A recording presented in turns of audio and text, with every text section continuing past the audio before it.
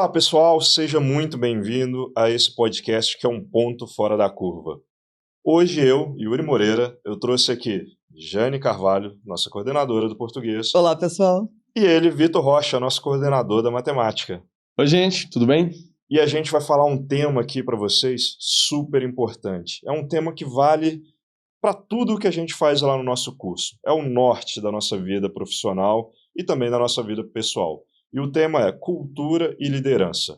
A gente quer falar para vocês aqui hoje os aspectos mais importantes para que você, pai, para que você, mãe, seja líder dentro da sua casa. E assim você consiga extrair do seu filho o melhor resultado possível, seja numa aprovação para o colégio militar, para um colégio federal ou também para a vida como um todo. Jane, você já nasceu com isso. Você é uma pessoa atípica. Mas a gente estava até discutindo isso um pouco mais cedo, e a gente sabe que tudo é passível de ser ensinado. Existem pessoas com mais ou menos limitações, com características X, Y, Z, mas tudo é possível ser ensinado. E eu acho que ia ser fantástico se você conseguisse aqui hoje ensinar para a gente como ser essa líder que você é dentro da sua casa. Líder para os seus filhos, líder para o seu marido, inclusive, líder em todos os âmbitos, inclusive em sala de aula. E como que é isso, Jane? Você percebeu que você tinha essa característica, as coisas simplesmente foram acontecendo, você se aperfeiçoou ao longo do tempo? Olha, nunca percebi essa questão da liderança, até que, quando eu estava no terceiro ano do ensino médio, uma professora me chamou, havia greve de professores lá no estado, e essa professora me chamou para participar de uma reunião para decidir se eles sairiam da greve, se eles sairiam da greve ou se permaneceriam. E eu fui nessa reunião.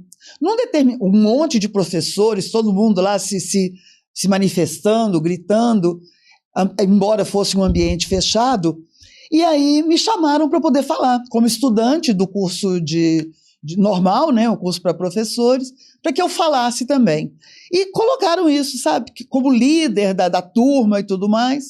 Mas assim, sempre fui chefe de turma, aí foi que na primeira vez que eu ouvi que eu era líder, e foi impactante para mim. Daí para frente foi mais tranquilo, embora sempre muito intuitivo. E é muito interessante que você está falando, que é uma coisa que eu converso o tempo inteiro com o pessoal que trabalha lá com a gente. Liderança não é uma coisa que é imposta. Quando é imposto é ditadura, né? Não é liderança. A liderança, muitas vezes, ela é dada pelos próprios liderados, né, Jane? Sim. Então a gente vê os profissionais que trabalham lá conosco, como que eles vão ganhando respeito à medida que o tempo vai passando. Porque agem da forma certa, na hora certa, muitas vezes de forma impopular, inclusive, Sim. mas fazendo o que é certo e não o caminho mais fácil. Isso faz com que as pessoas deem esse título de líder para eles no trabalho, né, Jane? E é interessante que o líder, ele não trabalha somente com os aspectos técnicos, por exemplo, um professor dentro de sala de aula. Ele tem um envolvimento emocional com os alunos também. Isso é muito importante. Essa empatia, ela tem que acontecer de uma maneira muito simbiótica. O aluno tem que entender o professor, mas o professor também tem que entender o aluno. Uhum. A gente estava comentando sobre isso também, né, Vitor? Como que um professor que é líder, um professor que assume a responsabilidade de querer transformar a vida do aluno, ele demonstra isso até de forma tácita mesmo ali para o aluno dentro de sala de aula, e ele acaba sendo fonte de inspiração e consegue essa transformação no aluno, né? O professor tem um papel extremamente importante tendo essas características, porque ele tem o poder, sendo liderança, adquirindo essa referência de potencializar o aluno ou deixá-lo numa zona de conforto. E isso não é algo que você faça de forma... É natural do líder. Essa que é a característica, igual você e a Jane agora estavam pontuando, que o líder tem essa característica dele que é espontâneo, igual a Jane falou assim, olha, em algum momento eu comecei a perceber isso, mas obviamente se ela chegou nesse ponto, é porque a liderança, na verdade, você não escolhe estar ali. Alguém te coloca como referência, você vira referência para as pessoas. Isso não é você que de certa forma se dá aquele título, não, você recebe aquele título. Os liderados te escolhem. Então, por que que um professor ele tem esse potencial de virar líder e ele se tornando líder, ele realmente modifica a vida de um aluno? Porque um aluno, quando ele percebe que tem um líder ali dentro, ele começa a tê-lo como referência. Aham. E isso cria um envolvimento. O aluno se sente mais participante daquilo. Ele se sente mais motivado.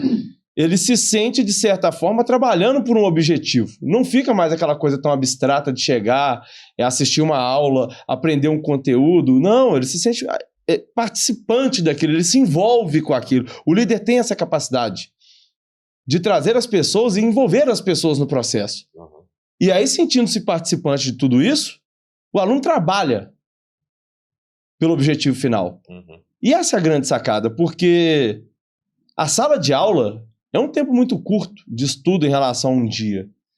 Então eu sempre falo com os meninos, olha, a aula aqui, vou passar matéria, exemplo, exercício, vocês vão fazer, mas vocês vão aprender mesmo em casa.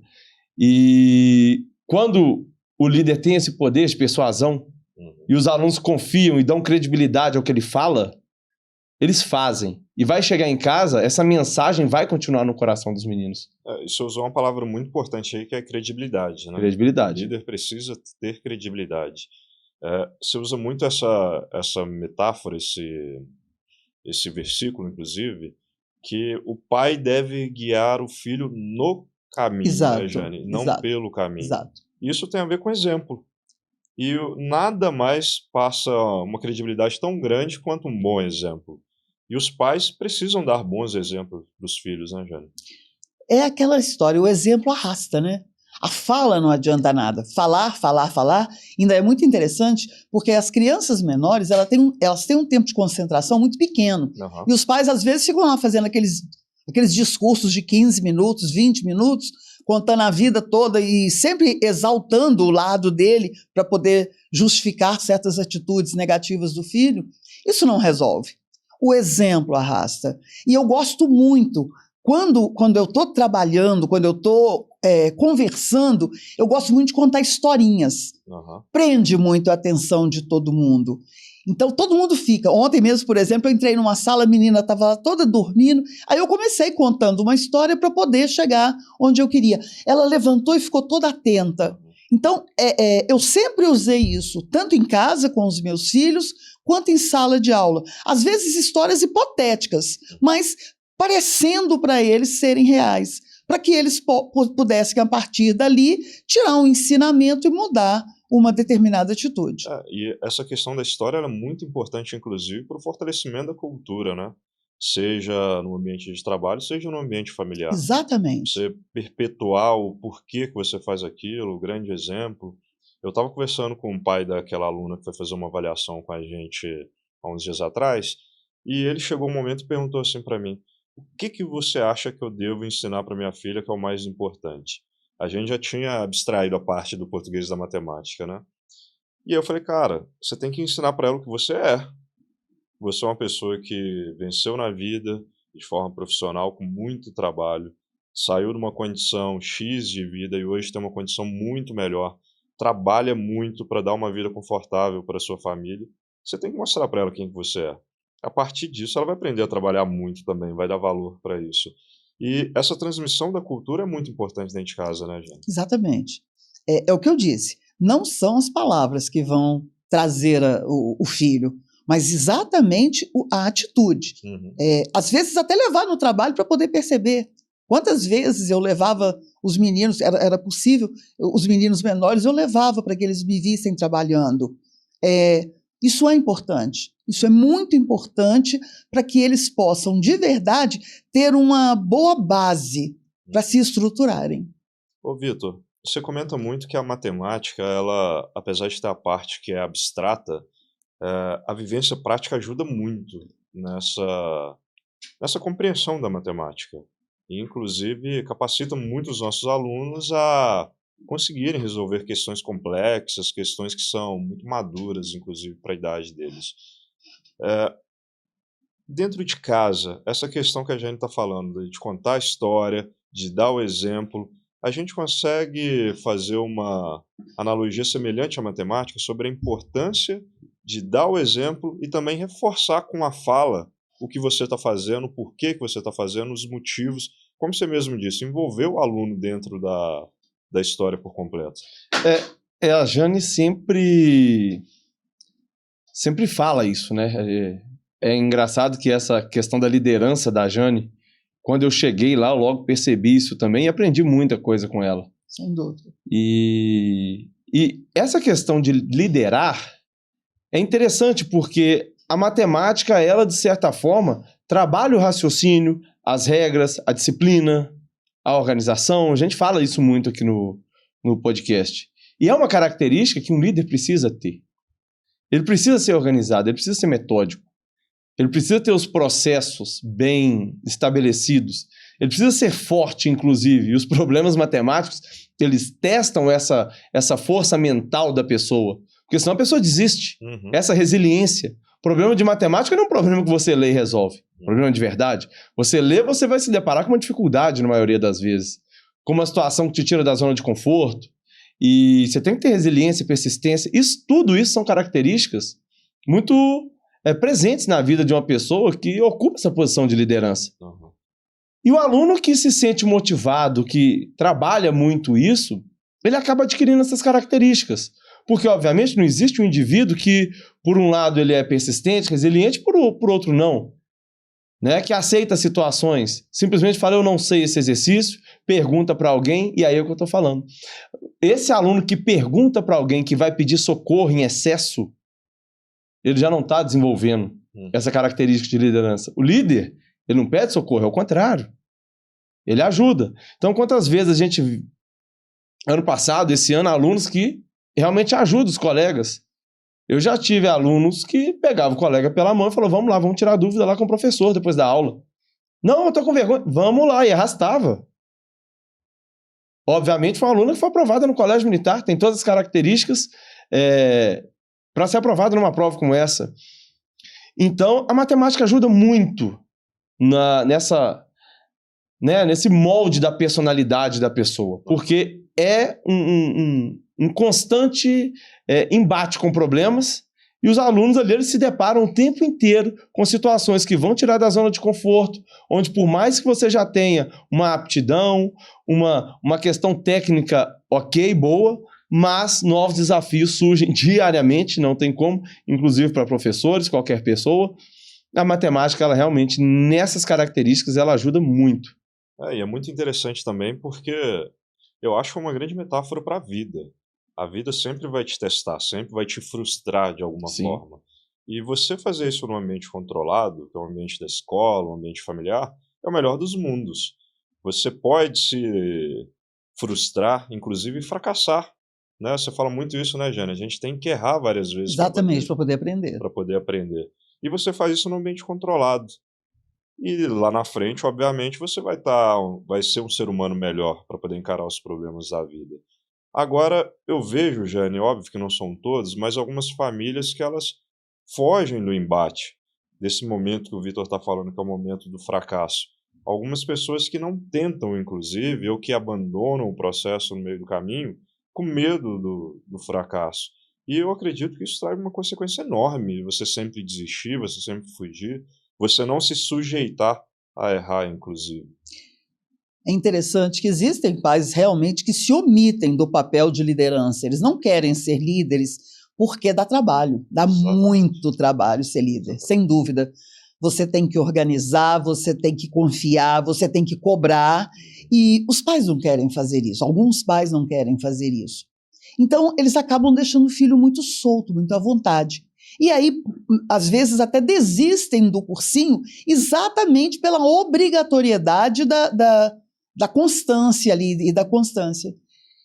Isso vai criar um adulto com dificuldades de permanecer em ambientes, de permanecer em relacionamentos, porque quando criança ele aprendeu a desistir com muita facilidade. Uhum.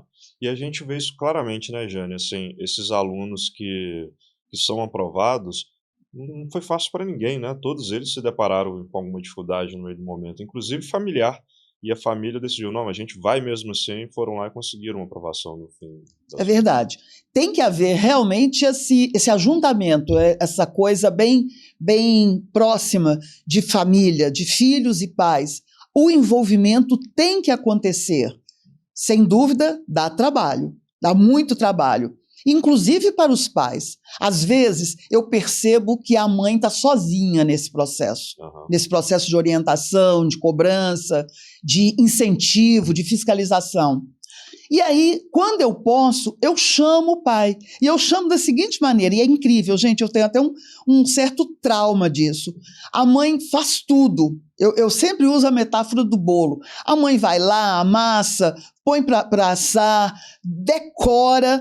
Quando o pai chega, ele só coloca cerejinha no bolo, mas faz toda a diferença. Por quê? Exatamente por causa dessa presença masculina. Ela é orientadora, ela é norteadora. Quando isso acontece sempre, então, meu Deus, o resultado é fantástico. O que eu acho que acredito que funciona muito também é justamente porque o aluno vê o envolvimento familiar, né? Ele vê, agora minha família está realmente dedicada, e isso dá força para ele também dentro do processo. Essa questão do exemplo. Eu fico imaginando, eu fui criada praticamente sozinha. Perdi minha mãe muito cedo, meu pai tinha que trabalhar, quase não ficava em casa. Eu fazia as coisas, e eu sempre tentei ser muito perfeccionista, aquela aluna assim, super boba, mas que atende todos os requisitos lá necessários que o professor deseja. Eu não tive essa cobrança, esse envolvimento, não tive. Mas eu fico imaginando que gostoso que deve ser você, aluno, você, filho, perceber que a família está vivenciando os seus problemas e está tentando sair com a solução junto com você. Sem dúvida. Todo mundo quer ser querido, todo mundo quer ser bem-quisto. Exatamente. Né? Eu acho que quando o aluno percebe que o professor está interessado no desenvolvimento dele, ou o filho percebe que o pai está se dedicando pelo melhor dele de forma genuína e verdadeira, o resultado é muito bom, né? Eles conseguem vencer muitas barreiras. Sim. A personalidade também fica mais forte, né? A pessoa se torna mais resiliente, porque ela está aprendendo ali, dentro de casa, principalmente, como sobreviver aos problemas e aos embates. Olha, Yuri, e dentro disso que você está pontuando, do aluno sentir essa preocupação, essa dedicação, é interessante a gente pontuar, a gente não está falando aqui da criação dela, que existe realmente uma questão de geração, e isso é difícil das famílias entenderem. Que a educação deveria ser pensada, mas ela é muito mais vivenciada do que planejada e pensada na prática. Por que eu estou falando isso? Porque a educação, como era da forma, né, antigamente, ela acontecia com alguns valores mais rígidos, firmes e consolidados. Hoje, quando a gente fala que, às vezes, e eu entendo, pessoal, que é complexo, por isso mesmo a gente fala aqui do fora da curva, mas ser fora da curva é pensar diferente, é pensar fora do efeito manada. Porque o que acontece hoje de forma geral? As famílias, a gente já falou isso aqui nos nossos podcasts algumas vezes, elas querem muito mais ser amadas. Os pais, as mães, eles querem muito mais ser amados do que respeitados. E o líder, a liderança dentro desse papel, a preocupação dele não é nesse sentido a maior, mas a questão do respeito, realmente, e de estar fazendo o que tem que ser feito. Isso. Independente desse amor que é tão romantizado e buscado hoje, mas o que, de certa forma, é um ledo engano, porque quando a gente, e eu falo isso porque Jane, eu e nossa equipe, a gente pega firme com os meninos. Nós damos bronca mesmo. Ontem mesmo eu tive lá uns 15 minutos, assim, de pegar pesado com uma turma lá. Eu escutei. O pessoal do lado de fora às vezes escuta e tal, mas peguei pesado. Agora, quando você pega pesado, quando você adverte por um motivo realmente correto, justo, porque eles erraram e porque eles mereceram aquela bronca, eles sabem que você tá ali dando uma bronca porque você está preocupado com eles, com o futuro deles, que aquela bronca é pro bem deles, ninguém fica com raiva de você. Exatamente. Sabe? E a bronca ela ainda é justificada. Eles sabem que você está fazendo aquilo pelo bem deles. Não é porque você simplesmente está destilando ali um mau sentimento de forma alguma. Aham. Sabe, você ser firme ali e ter pulso no momento necessário é simplesmente para falar, olha, isso é correção de rota. Aham. Tem que ir por esse caminho. Tá errado o que você está fazendo. E tem que ter firmeza para falar que tá errado e ponto final. Exato. E o aluno, ele se sente, na verdade, muito mais amparado nesse momento. Ele te tem como referência e fala, olha, esse aí dá para seguir, porque não é mole. Sim. Em compensação, quem fica muito ali, bonzinho demais, né, contemporizando né, vários erros, no final das contas, é desmoralizado, perde credibilidade, porque é muito fraco. Né, fica muito mole. E, assim, na maioria das vezes, os alunos ainda montam nesse tipo de professor. Exato. Exato. E eu queria fazer até um antagonismo, que é bem interessante ao meu modo de ver, Vitor, porque você tocou num ponto aí muito importante que a gente sempre fala. Alguns pais querem comprar o amor dos filhos. Eles querem aquele afeto, aquela relação calorosa a qualquer custo, seja com presente, seja com negligência, seja não agindo firme no momento certo. E eu fico pensando, é uma coisa talvez até um pouco filosófica para a gente poder discutir e talvez não chegue em conclusão nenhuma, mas eu acho que é uma pergunta válida. O que é amor de verdade? O que é amor de verdade? Amor é você fazer tudo o que o outro quer para que ele fique feliz com você, para você se sentir bem, você se sentir cômodo? Ou amor é você fazer o melhor pelo outro, mesmo que isso prejudique a sua imagem de alguma forma? Eu tendo a crer que o amor é sacrificial. No grego tem até umas diferenças, né, entre amor ágape, amor fraternal e por aí vai. Mas na nossa palavra no português é uma única palavra para definir tudo. Eu acredito que o amor verdadeiro, o amor do pai para o filho, do professor pelo aluno, do líder, é um amor sacrificial. Ele se dá pelo outro. Então ele não importa se ele vai perder aquele momento de calor, aquele momento de afeto, desde que ele faça a coisa certa. Então a gente tinha muito isso antigamente e parece que a gente não vê mais, né? O pai que ele faz questão de ser rígido, que ele fala, eu vou te proibir de sair agora, de brincar, de fazer tal coisa, e você vai estudar, você vai ficar com raiva de mim, mas não importa, nessa casa quem manda sou eu, e eu sei que lá na frente vai ser melhor para você. A gente não tem visto isso. A gente tem visto, toma aqui o videogame para você ficar felizinho comigo. Ou o professor em sala de aula, deixa fazer bagunça, vamos fazer uma dinâmicazinha, aquelas dinâmicas idiotas, que não agregam em nada em sala de aula. Que o aluno, inclusive, todo aluno gosta da tal da dinâmica. Por quê? Aquilo ali, de certa forma, junta a carteira, ninguém faz nada. Exato. Vira um caos, todo mundo sabe, todo mundo já fez uma dinâmica, juntou as carteiras. Vira um caos. Fica só batendo papo. Fica batendo papo. Exato. Tem uma dinâmica que é interessante, que tem um objetivo pedagógico do aprendizado, que desperta interesse. Agora, a maioria que eu vejo, tanto na época que eu estudei, quanto eu vejo com alguns profissionais hoje, é o professor querendo encher linguiça. Não preparei a aula, eu vou dar uma dinâmicazinha aqui que fica todo mundo feliz. O aluno ri de orelha a orelha, porque vai ficar de folga. Ele é um professor legal. Nossa, que professor legal. Cara, ele não está amando, pelo contrário, ele está sendo egoísta. Ele não está tendo trabalho, ele está numa situação confortável. E a gente vê muitos pais fazendo isso também, né, Jane, dentro de casa. Quando você fala de amor sacrificial, eu acho muito interessante, foi ótima essa comparação sua, porque, na verdade, você tem que pensar que você está criando ali, naquele momento, seja durante o ano que você está com um aluno, seja na vida inteira com seu filho, você está criando alguém para o mundo, não para você, não para ele próprio. E isso é muito frustrante quando há essa permissividade. Então, os pais precisam vigiar isso e transformar esse amor em algo cobrativo, principalmente, e orientador.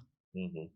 Quando a gente teve aquela discussão pedagógica de como que seria o Militarflix, a gente chegou num determinado ponto que a gente pensou, nossa, não vai ser para todo mundo esse banco de questão.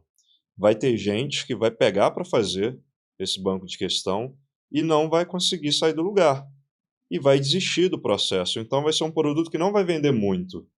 Mas a gente pensou o contrário. A gente pensou, olha, beleza, pode até não vender muito, mas quem quiser fazer o sacrifício de pegar o Militarflix, fazer ele por completo, assistir as correções das aulas e se deparar com o erro, corrigir o erro, vai conseguir uma aprovação no colégio militar. Então a gente está, em certo modo, sacrificando dinheiro, faturamento, em prol do que a gente quer para os nossos alunos, que é a aprovação no colégio militar.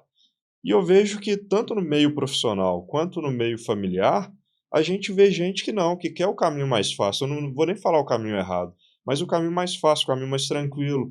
Óbvio que é mais fácil. Você está cansado, você chegou em casa cansado, o trabalho cumpriu a sua missão de sustentar a sua família, e você chegar lá, ao invés de dar atenção para o seu filho, você dá uma tela de celular para ele ficar entretido. E óbvio que isso é mais fácil. É errado? Há controvérsia se é certo ou errado. Mas é mais fácil. Agora, que o resultado é pior lá na frente, a gente sabe que é pior. A gente não precisa nem ir muito longe para poder ver isso. E a gente percebe, né, Vitor, claramente que algumas pessoas, de forma geral, tanto na área pedagógica quanto na área familiar, não querem ter esse embate, não querem ter esse esforço, querem ir pelo caminho mais fácil. E eu não sei qual que é também a percepção, mas o sentimento que se tem com essas permissividades, eu acho que não é um sentimento legal. Não é. Não é. Eu não queria ter esse sentimento de um aluno em relação a mim, muito menos de um filho em relação a mim. Exato. Porque o que eu vejo diariamente aí na lida diária é que, muitas vezes chega lá um casal e não sei o que, fala, não, professor, mas conversa com você. Você conversa com meu filho porque ele te escuta mais. Ele te respeita mais. Isso é sério. Isso não é legal. Óbvio que eu vou conversar, óbvio que eu vou fazer o meu papel. Mas isso não é legal. Sim. Porque até que ponto você prefere agradar seu filho, ficar alimentando aquilo, mas ser refém desse docinho que você tá, desse brigadeiro? Tô usando aqui uma comparação, mas até que ponto você vai querer ser refém desse brigadeiro? E o dia que esse brigadeiro sumir? Sim. Mas, e essa admiração? E essa referência? E essa credibilidade? Você vai deixar passar isso para uma pessoa que nem é da sua família? Sim. Que é o professor? Legal, que seja um professor bacana. Que bom que existe um professor desse na vida do seu filho, então. Mas por que o professor ocupou esse espaço no coração, na vida, na mente do seu filho? Na credibilidade que ele deposita em alguém, na confiança que ele deposita em alguém. Por que o professor ocupou esse espaço? Porque ele está vazio, né? 2 corpos não ocupam o mesmo espaço. Isso é física. Então, assim, existe um vazio ali que, de certa forma, o pessoal não ocupa. O que eu acho que aí sim você tem o brilho. Uhum. E esse espaço que os pais deveriam ocupar. Que esse é um espaço de prestígio, de brilho, de confiança, de alicerce, de piso firme, para os meninos conseguirem ter um impulso e se projetarem. Sim. E não um espaço ali de quem fica o tempo inteiro ganhando uma falsa admiração, um carinho que, na verdade, é refém de uma relação de troca. Sim, comprado. Que é pautada em permissividades. E aí fica um alerta também para os pais. Esse espaço que está vazio, ele vai ser ocupado de alguma forma. Tomara que seja ocupado por gente que, apesar das falhas, pelo menos é bem intencionada, igual a gente é lá no nosso curso. Mas se não for ocupado por gente bem intencionada, vai ser ocupado pelo mundo lá fora. Isso é muito preocupante. Pelo coleguinha que quer levar para o lado errado, pela má influência da internet, coisas do gênero, né, Jane? Eu tenho uma historinha boa para poder contar. Eu fui a um restaurante, minha aluna, na época filha única, agora ela tem uma irmãzinha, e eu fui a um restaurante e deparei-me com o trio lá, e ela no celular. Ela não comeu, aquilo me incomodou. Aí eu tive a oportunidade de conversar com ela. Eu falei, puxa vida, leia mais, você está fazendo um cursinho, vai ser interessante, não sei o quê. E assim, sempre enaltecendo, sempre elogiando as características dela, mas pontuando também que ela podia mudar de atitude, porque aquele celular, aquele eletrônico não estava legal. Tempos depois, já no finalzinho do curso, eu voltei nesse restaurante e o casal estava chegando e ela lendo um livro. Ela estava sendo guiada pelos pais e lendo um livro. Durante o tempo todo que eles permaneceram, o casal conversando, ela lendo. Então, assim, foi muito gostoso, sabe, ter pontualmente mudado essa situação. Mas eu acho que os pais precisam fazer isso. Nós, como professores, fazemos. E lá no nosso curso, a gente orienta os professores a observarem os alunos e perceber as necessidades dele. Isso é muito importante. A gente cobra isso muito dos professores. Mas isso precisa acontecer em casa, porque nós estamos ali com o aluno durante 4 horas por dia só. Os pais ficam as outras 20 horas. E, na verdade, são eles que vão, de verdade, impingir a verdadeira identidade do filho. E esse papel da liderança é essencial, né, Jane? Que é elogiar, endossar a boa atitude, né? É guiar para o caminho certo. E quando a gente fala de liderança, parece às vezes que é uma coisa punitiva, severa. Mas não. O que é uma liderança boa? Uma liderança justa. O aluno, seja o professor, todas as pessoas sabem quando estão errando, a maior parte do tempo. Sabem também quando estão tentando fazer algo certo, mesmo que ainda não esteja completamente certo. Então, qual que é o nosso papel? É endossar o que é certo e alertar por o que está errado. E se a gente tiver essa coerência e, obviamente, acompanhada dos bons exemplos, que é o que a gente está chamando de cultura aqui, isso aí vai ter um resultado fenomenal na vida de qualquer um, né, Vitor?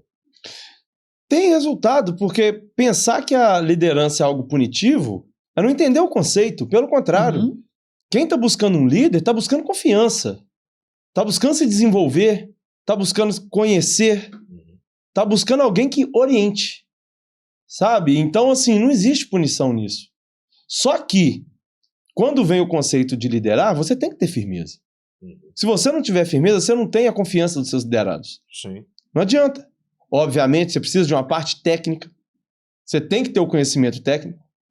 Isso é indiscutível. Isso não dá. Agora, se você não consegue ter essa capacidade, essa firmeza para passar as coisas, ninguém assimila. E isso não é algo pensado, é natural. Você tem que ter essa firmeza naturalmente na sua fala. Porque essa questão, a mensagem que você passa através de uma firmeza, ela é muito forte. Então, se alguém fala que uma parede, por mais que seja lá uma parede branca, fala, olha, essa parede preta aqui, não sei o quê, fala, o cara tá falando que a parede é preta, será que eu tô com algum problema? Será que eu tô enxergando mal? Você começa a duvidar de você mesmo. Por quê? Firmeza na fala. Porque você já tem uma credibilidade tamanha que ninguém te questiona mais. Obviamente, você precisa da parte técnica, você precisa da firmeza, mas isso, nas mãos de pessoas competentes e bem-intencionadas, é ótimo. É o que os meninos precisam. Eles não precisam de pais que falam, como é que é aquele ditadinho? Faça o que eu falo, mas faça o que eu faço. Não, faça o que eu falo, não faça o que eu faço. Não é isso? Não, é exatamente o contrário. É o contrário? Faça o que eu faça o que eu faço e não o que eu falo. Porque as palavras, elas são vazias. No negócio é o seguinte, tem que fazer também. É o exemplo. Os pais têm que dar exemplo. Né? Então, assim, não é fazer só o que o pai fala. O pai tem que fazer também. Então, não faça o que eu faço. Faça o que eu falo. Isso está totalmente errado. Não tem credibilidade. Não tem credibilidade nenhuma. Não vai se tornar referência para o filho nunca.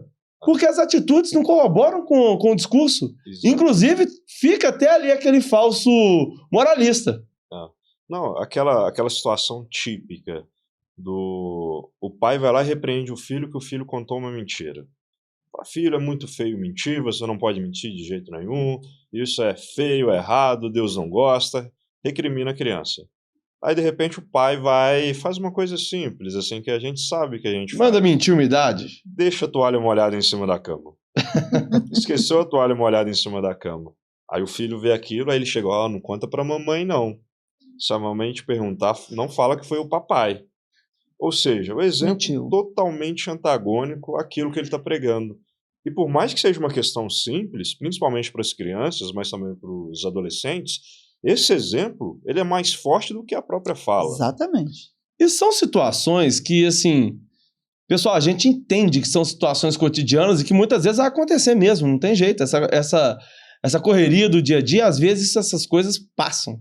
Mas a gente tem que tomar um certo cuidado quando a gente coloca uma criança no mundo. Total. Porque a gente está construindo um indivíduo. Então, assim, a responsabilidade é muito grande. Eu costumo dizer isso. A criança não tem que vivenciar a nossa vida. A gente tem que mudar a nossa vida. E isso tem que ser pensado. Óbvio que vamos cometer vários erros nesse processo e é do jogo. Vamos errar várias vezes.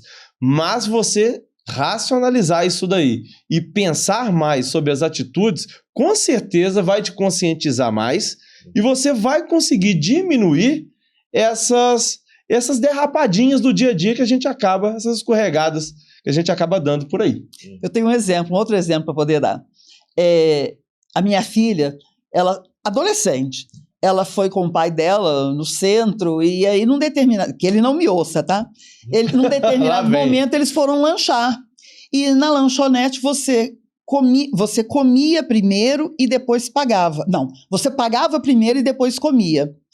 Aí ela pediu uma empadinha e veio uma empadinha recheada com catupiry, sei lá o quê, com preço diferente. Na hora da saída, ela virou e falou, papai, tem que pagar a diferença. Ele, não, eles fizeram errado. Ela, não, você tem que pagar a diferença. Então é isso, sabe? Você tem que, no seu suor, na sua transpiração, mostrar para o outro exatamente como ele deve agir. É o andar no caminho. Esse é um típico exemplo que as aparências importam e muito. Sim. Então não adianta você falar uma coisa e não ser aquilo que você está falando. E a gente não está dizendo que isso é fácil, às vezes é difícil. Sim. Essas pequenas mentirinhas do dia a dia, o cansaço inerente do processo é difícil, mas é necessário. Se você está numa posição de líder, se você escolheu ser pai, escolheu ser mãe, você está na posição de líder. Ninguém te promoveu a isso não, você se colocou nessa posição. E não tem outra alternativa. A aparência importa. Uma coisa que a gente sempre fala lá, né, Vitor, com os nossos professores, com todos eles, a aparência importa. Você chega lá para dar aula para o seu aluno e você está com a roupa rasgada, chinelo de dedo, cabelo mal arrumado, bermudinha, uma roupa ruim. Qual que é a credibilidade que você vai passar para o seu aluno? Você chega e fala para o seu aluno assim, olha, é extremamente importante que você seja organizado no exercício de matemática. É extremamente importante que você leia o texto por completo. Aí chega lá, você não cuida da sua aparência. Seu quadro é todo desorganizado. O quadro é bagunçado. Que exemplo que você está dando? Aí o pessoal, você tem que ter liberdade para trabalhar. Não.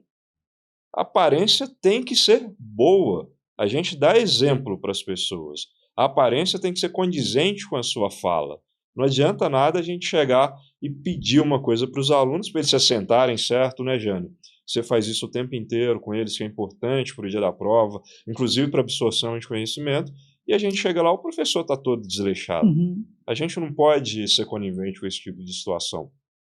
E dá trabalho, né, Vitor? Vocês chegam lá às 6h30 da manhã, tem que tomar café correndo, se arrumar correndo, tomar banho correndo, dá trabalho, não é fácil, mas é extremamente necessário.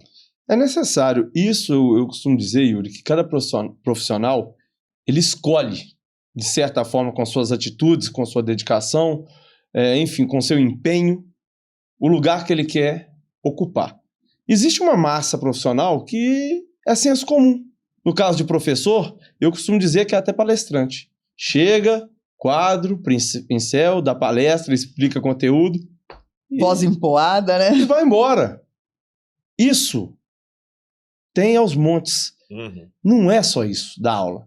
Você ser chamado de professor, e isso eu acho que o pessoal tem que entender, é um peso muito grande. Enorme. Alguém vira para mim e fala, professor Vitor, isso pesa nas minhas costas. Você ser chamado de professor é uma palavra que pesa. E se você quer ser um profissional que se destaca com esse título, que eu acho que ser chamado de professor, isso é um título que você recebe. É uma honraria, né? Você tem que honrar isso. Você tem que entender que isso tem um peso. Você não pode simplesmente chegar lá e passar um conteúdo e sair. Não é assim. Você tem que fazer a diferença na vida de quem está ali. Você tem esse papel, você é professor. Você precisa desenvolver essa capacidade de mudar a vida das pessoas. E às vezes por isso que os professores acabam muitas vezes ocupando espaço de família e tal. Por quê? Porque está sendo professor. Porque virou referência. Porque tem a capacidade de ensinar. E ensinar não é só ensinar matemática, física, química. Isso é a parte mais fácil. Agora, professor, ele ensina muito mais que isso. Ele passa uma mensagem muito mais forte que isso. E uma das formas, óbvio que a imagem importa. Óbvio que a imagem importa. Quem tá ali, se você tá com a cara amassada, porque saiu da cama e chegou com a cara toda amassada, não é uma imagem legal que você tá passando. Se você tá todo amarrotado, você não tá passando uma imagem legal? Com certeza não. Se você não tá com energia na hora de você dar sua aula, se você não consegue trazer uma dinâmica na sua aula, dinâmica que eu falo é uma aula mais movimentada, interagir com os alunos, trazê-los, envolvê-los no processo, na aula. Sua aula não tá legal. Você tá dando palestra. Palestra, muitas vezes, o que acontece? Você quer dormir. Fica chato. Não dá. O professor tem que fazer muito mais que isso. Se ele realmente vê que tem alguém ali que tá precisando de um apoio, que tá precisando de um conselho, ele tem que tirar aquele aluno que é mais ou menos, e trazê-lo para o mais. Ele tem que trazer essa evolução. E muitas vezes essa evolução não vai acontecer evolução técnica se não tiver uma mudança comportamental. E o professor tem que ver isso. E conversar com a turma. E quando vê que está desmotivado, porque é natural do ser humano num processo longo de estudo, em qualquer processo de estudo, gente, para provas de concurso, são processos longos. Tem gente que estuda para concurso durante 4 anos, 5 anos, 10 anos. Vai desmotivar, cadê a liderança, cadê o professor? Para chegar o meu filho, vamos lá, você não está sozinho não. Você não está sozinho, não é só você. Exato. Está cansado? Tem muita gente cansada também. Isso às vezes é sua cabeça. Vamos lá, você consegue. Esse tom de voz encorajador, inclusive, ele é essencial, né, para quem está na posição de... Firmeza, tem que ter. Exato. Quando eu fiz o curso normal, a gente escutava muito falar que magistério é igual sacerdócio. Professor é um sacerdote. E eu tinha muito medo dessa responsabilidade, porque o sacerdote abre mão de um monte de coisa para poder viver integralmente ali naquela comunidade. E depois eu percebi que não. Essa questão do professor, ela é diferente, sim. Quando você se envolve de maneira interessante e de maneira cuidadosa, na verdade, você está fazendo diferença na vida do outro. Agora, eu quero realçar uma outra coisa aqui. Às vezes, os pais abrem mão dessa liderança e ficam passivos diante de toda a vida dos filhos. Eu conheço exemplos sérios, gente, de pessoas que passaram por um casamento catastrófico exatamente porque não tinha a figura do pai bem imposta ali. Então, é muito interessante, a gente não está criando os filhos para a gente está criando filho para o mundo. Eu não quero, por exemplo, que a minha filha se dê mal no casamento, eu quero que aconteça exatamente o oposto. Eu não quero que o meu filho encontre uma pessoa não legal para viver com ele, eu quero que ele encontre uma pessoa dentro daquilo que a gente trabalhou na nossa cultura familiar.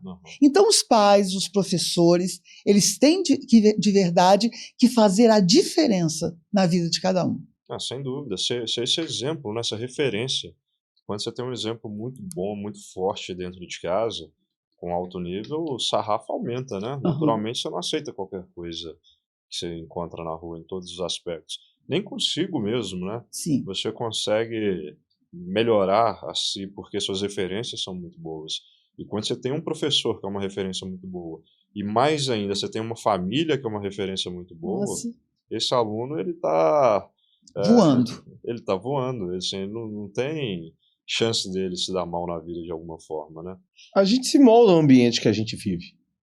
Então, você se moldando ao ambiente que você vive, você simplesmente não aceita, sabe?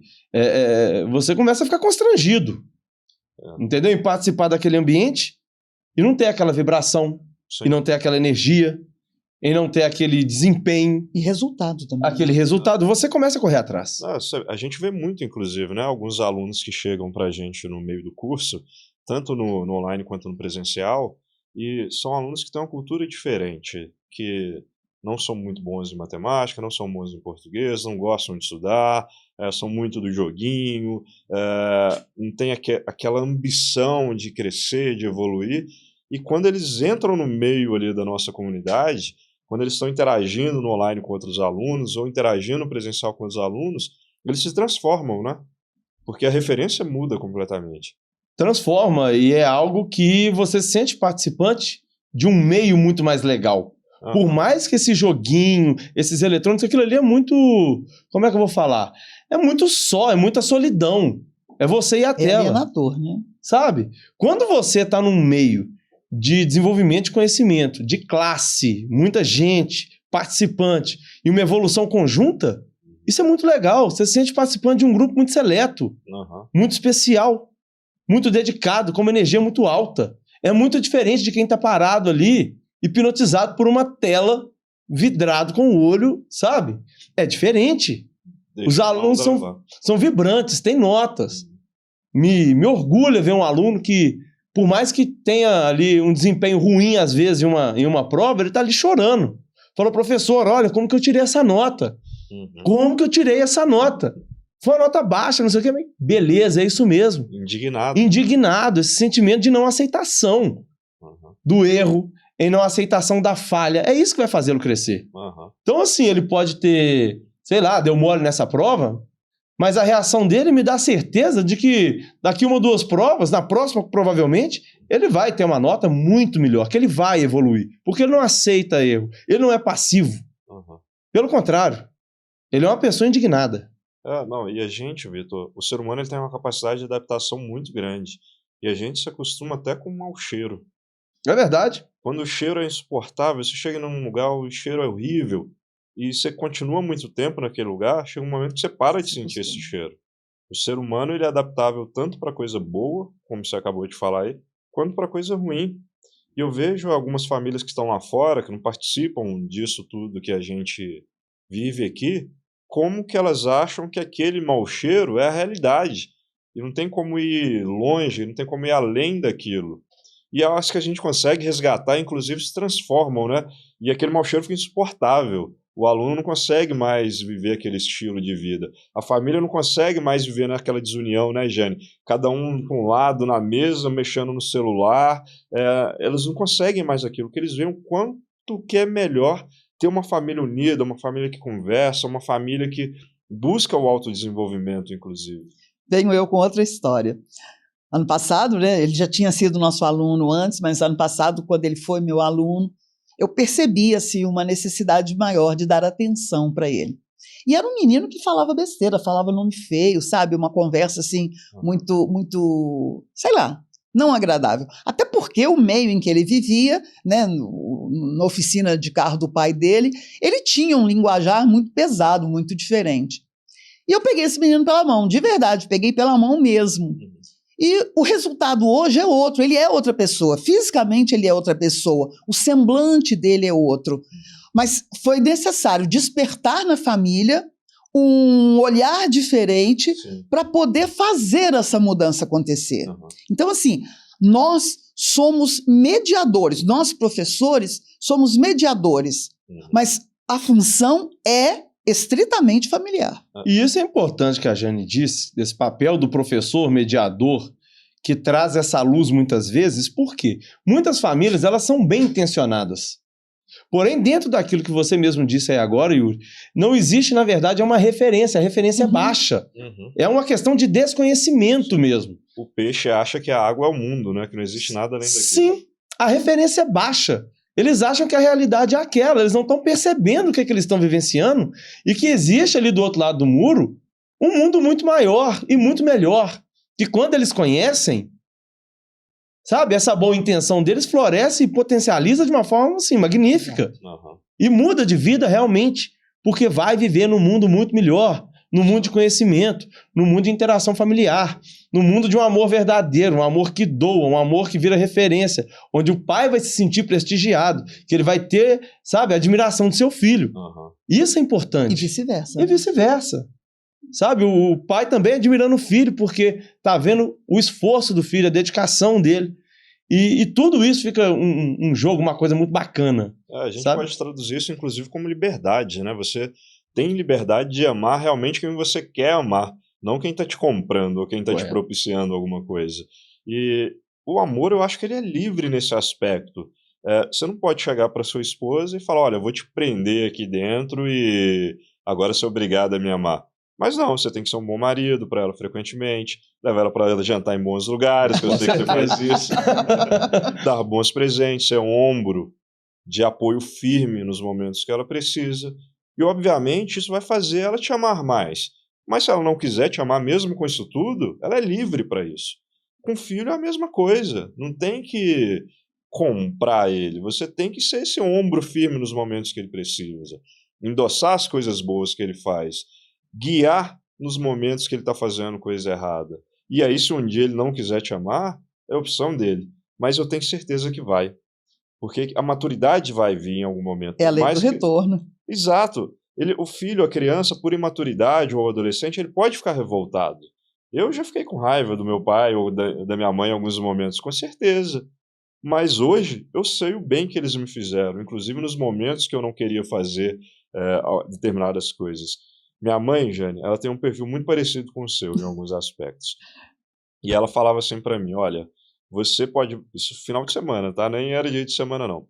Você pode brincar com seus amigos. Só depois que você terminar todas as atividades da escola. Primeira obrigação, depois a diversão. Exatamente. Exatamente. E aí o que acontecia? Dava domingo de manhã, minha rua era uma rua que tinha muito menino, todo mundo tinha bicicleta lá na rua, ficava a meninada inteira andando de bicicleta de manhã, e eu lá resolvendo, inclusive muita coisa de matemática, resolvendo probleminha de matemática. E aí eu agarrava em alguns. E minha mãe falava, olha, sim, só quando você terminar e acertar... A firmeza é fundamental. Exatamente. E aí eu começava a ficar angustiado, doido para poder sair, para poder andar de bicicleta. E, obviamente, eu errava mais ainda os problemas dessa ansiedade. E minha mãe, olha, enquanto eu não terminar tudo, não vai andar de bicicleta. Na hora eu achei, bom, claro que não, eu queria andar de bicicleta. Hoje eu tenho uma capacidade de matemática que eu acredito que veio daí. Dessa base que eu desenvolvi lá atrás, essa aceitação da frustração, inclusive. E a resistência que você criou com isso. Exato. Né? Exatamente. Essa resistência, inclusive, é bom a gente pontuar que no Militar Flix a gente trabalha nisso. Sim. Porque o aluno que fizer todo o percurso, que realmente se dispor a fazer o trajeto, a suar ali no percurso, a sofrer no caminho, e fazer as coisas como deve, assim, vai sair uma pessoa muito mais forte do outro lado. Sem dúvida. Vai ter esse mesmo problema que você teve, de querer fazer outra coisa, mas tá ali com suas obrigações e ter que cumprir a obrigação. Porque obrigação não é lazer que você faz para se divertir, que você faz porque é gostoso, que é maravilhoso. Obrigação é algo que você faz porque você tem que fazer. Que é literalmente, a palavra se autodefine. É a sua obrigação. Não, sem dúvida. Se o aluno tiver a possibilidade entre andar de bicicleta ou fazer o Militar Flix, ele vai querer andar de bicicleta. Com certeza. Agora, se ele fizer o Militar Flix, ele vai ser aprovado no colégio militar. Se ele escolher, né, fazer a obrigação dele, fazer o Militar Flix, e aí é a escolha, é isso que eu falo. O aluno ele tem que escolher o que ele quer. Então, entre a bicicleta e o estudo e o Militar Flix, o aluno que tiver a escolha correta, com certeza ele vai ter o seu prêmio, né, o seu objetivo alcançado. Exato. E a função dos pais mostrar isso. Se isso daqui acontecer, você tem esse resultado. A lei da consequência, da causa e da consequência. Isso é função dos pais. Sim. Né? Eu vejo muito, Jane, essa questão da liderança como se o líder, metaforicamente, fosse um farol. E quando eu falo farol, estou falando farol marinho mesmo, que guia o marinheiro ali durante a noite, para ele saber onde tem terra firme. O líder, o pai, o professor, ele enxerga coisas que o aluno não enxerga. Uhum. O aluno não sabe matemática, o professor sabe, ele está enxergando aquela resolução. O aluno, a criança, o adolescente, ele não sabe ainda o que é o melhor para o futuro dele. O pai sabe, ele já viveu aquele caminho. Então, qual que é a função dele? É a função de um farol. É mostrar a direção, mostra onde que tem terra firme, para que assim ele possa guiar no caminho. E é interessante, você está falando aí, eu visualizei realmente um farol. E o farol em si, ele não é iluminado. Ele tá escuro ali. Ele emite a luz para além. Assim são os pais. Muitas vezes, quanto já aconteceu, mas assim, esse ano eu tenho uma mãe costureira. Ela vive da costura, mas ela se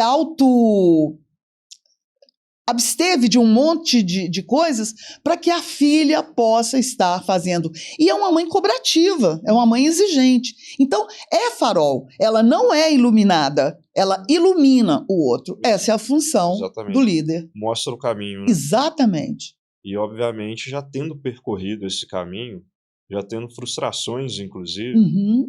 é mais fácil você guiar uma nova pessoa ali.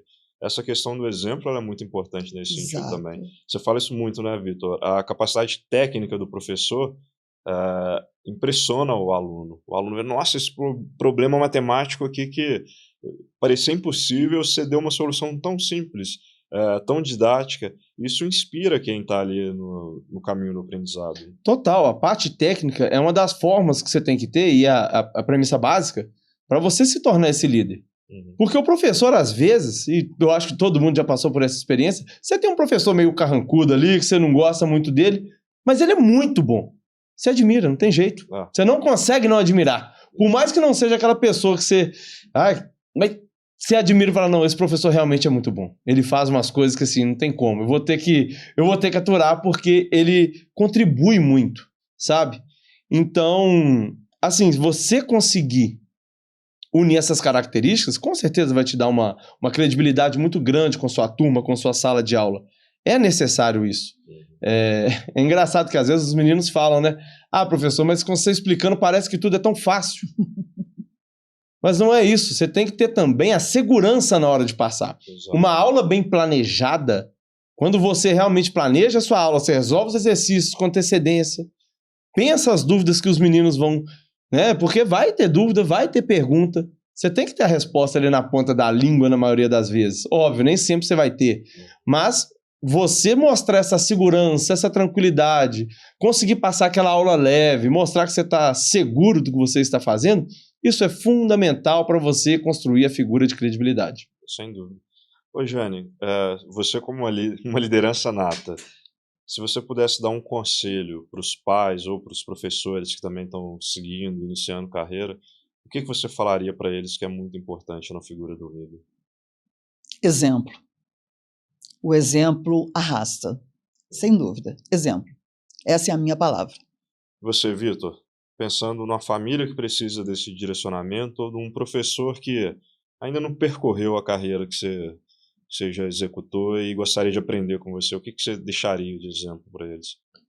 Olha, o que eu deixo para as famílias, deixo para os professores é que, vou falar como professor, mas a palavra para mim é tão forte que famílias, sejam também professores, mas com o peso da palavra, assuma a responsabilidade. Não fuja das responsabilidades, não fuja das suas obrigações. Para os professores, sejam professores de verdade. Não sejam palestrantes simplesmente, não entrem nas salas de aula para simplesmente encher um quadro e transmitir esse conhecimento dessa forma tão rasa. Sejam professores, mudem vidas. Legal. Isso é muito gratificante. Pais, não fujam das responsabilidades. Pais, eu sei muito bem que a geração de vocês passou uns perrengues aí. Essa geração de pais agora não chegaram onde chegaram com uma vida fácil, não. A grande maioria passou muitas dificuldades. Foi isso que mudou a vida de vocês. Eu tenho certeza que o que fez vocês mudarem de vida foram as dificuldades que vocês tiveram. Então, por mais bem intencionados, gente, eu super entendo isso, que vocês estejam quando vocês estão ali, né, ajudando em excesso os meninos, mas não é isso que vai funcionar. Não é a permissividade que vai funcionar. Não é fazendo as coisas pelos meninos, dando as coisas. Vocês conquistaram, essa geração de pais agora conquistaram carro, casa, apartamento, imóveis, empresas. Conquistaram. Vieram muitas vezes de uma realidade que partiu, beleza, tinha tudo em casa, mas de pai e mãe trabalhador. E se tornaram empresários. E, sabe, tem casa, tem apartamento, carro do ano, tem uma família e uma condição bacana, mas que eles conquistaram isso. Ensine seu filho também a ser assim. Não pode as asas dos meninos. Não queira que eles sejam ali alimentados como se fossem pássaros dentro de uma gaiola que recebem todo dia o alpiste ali. Como se fosse todo dia seres que recebem na mão a sua alimentação, o seu transporte, tudo, uma bolha. Não, não façam isso. Vocês estão mutilando esses jovens, essas crianças. E o que elas vão ser daqui a um tempo? Ah, eu tenho condição. Será que isso é sustentável ao longo do tempo? depois que você abrir as portas dessa gaiola e parar de colocar ali o alpiste diariamente?